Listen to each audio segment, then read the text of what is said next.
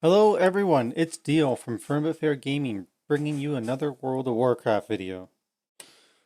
Today we are bringing you another video in our weekly Mythic Plus series where we are going to cover the affixes and give you some tips and tricks for the dungeon. So this week it is a Tyrannical week and we are getting the affixes, we're getting Bolstering, and we're getting Explosive. So Bolstering is when any non-boss enemy dies, its death cry empowers nearby allies, increasing their maximum health by 15% and damage by 20%. So basically when you do a large pull, you're going to try to kill everything all at once, because anything that is at max health or high health, it's going to get its health bolstered by that 15% of its max health, so therefore it becomes even tougher, and it also starts hitting harder. So if you do that to enough mobs that remain high health and you kill like 3 or 4, they're going to be 4-time bolstered, so they're going to be dealing 80% more damage instead, and they're going to have another 60% health, and they're going to basically make your tank not like it very much. Additionally, there is going to be explosives. So explosives is periodically while in combat, explosive orbs are summoned, and if they will detonate for big amounts of damage if they are not destroyed. They're pretty low health. All you got to do is like instant cast hit them. So like a judgment from a paladin, moonfire from druids, heroic throw from warriors, that sort of thing. Or you can just walk over and immediately hit them as well, and they will die.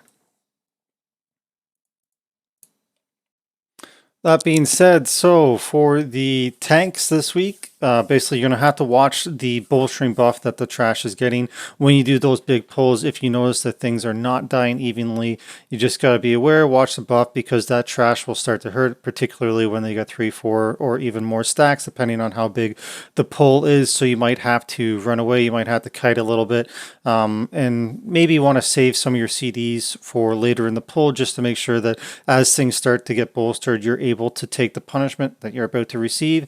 Because of course, if you go down on a bolstered week, the trash is just going to walk around and basically one-shot everybody more so than they would normally do. For dealing with explosives, just help kill any explosives that you got with any instant cast that you have available. You don't really want to chase after them to dispose of them, but if you have an instant cast, just tab target it, throw it, shoot it, whatever you got to do, just get rid of it. Ultimately, this week, it's more of a tank and healer will deal with the explosives, because you don't want the DPS running around after them, because then it prevents them from DPSing. So only tips that I have for this week is maybe save some CDs for later in the pull to deal with the bolstering. And also, yeah, just like last week where it was necrotic and we had the kite, don't be afraid that you might have to kite this week. Create some distance between yourselves if you need to. Again, if you go down, it's probably going to be a wipe for everybody, so just stay up as long as possible, save the CDs, and play appropriately.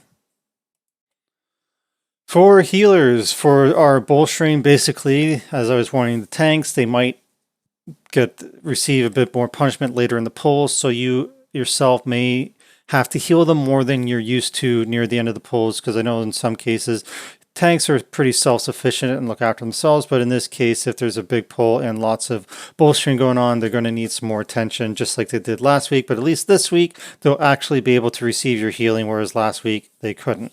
That being said, the explosives is going to be more of your responsibility than DPS is, because DPS, we want them to DPS. So just keep an eye out for them, run around. Either you can just melee hit them or instant cast them, depending on what you have available. They die pretty quickly in one shot, so just keep that in mind. That's going to be your main priority for the most part. If you do an absolutely big pull, DPS and other classes should help out, because there'll be like 3 or 4 or potentially even more explosives up, depending on how big a pull you're doing. But in standard pulls of like 5 to 10 or whatever, you'll probably be in charge of getting the 1 or 2 that are going to spawn. So the only tip and trick that I have for you this week is just be aware of your tank, maybe save some CDs for near the end of the pull when they might need it, based on how many mobs get bolstered. And additionally, if they do start to kite and run around and you have any ability to help slow and stun or kite them themselves, don't be afraid to throw it out and buy your tank some time. For DPS, basically, we can't stress this enough for bolstering. We want to kill the mobs as evenly as possible, so tab targeting is going to be your friend. Tab target, make sure everything's going to drop as evenly as possible, because we do not want, the worst case would be is having a mob at 60% and we killed 3 or 4 and now it's 4-time bolster dealing 80% more damage and getting 60% more health. That would be disastrous, and just slows down so much. One, the tank will get pounded a little bit and it'll just take that much longer to kill. Ultimately, you want to try to get things all sub 20 when you start knocking things off, so that when they get the buff, it's not as great of a deal. If you could even pull it off where everything's sub 10, that would be fantastic, but let's be realistic. If you can get things under 20%, that is probably going to be good enough for most groups. And then just kill as quickly as you can once they start to get bolstered.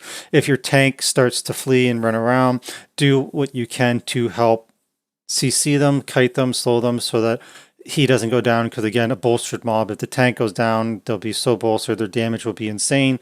It'll be like a fortified week or worse, and you'll probably just get one shot if they start running around because your tank's down. For explosives, as I've mentioned previously, it is mainly going to be a tank and healers that should be looking after it, should be, quote unquote. But if you do a big pull and you notice that there's 3 or 4 up, you're going to have to do your part to run around and get rid of them. So instant casts or instant attack, like they're one-shottable. So just do your part if there seems to be that many of them.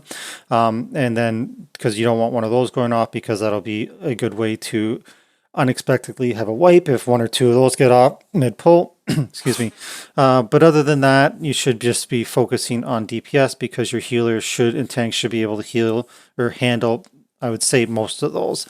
A couple places that come to mind where you will definitely need to help out would be in the Ardenwell wing in DOS and the other side, and also in the big chamber before the last boss in Halls of Atonement.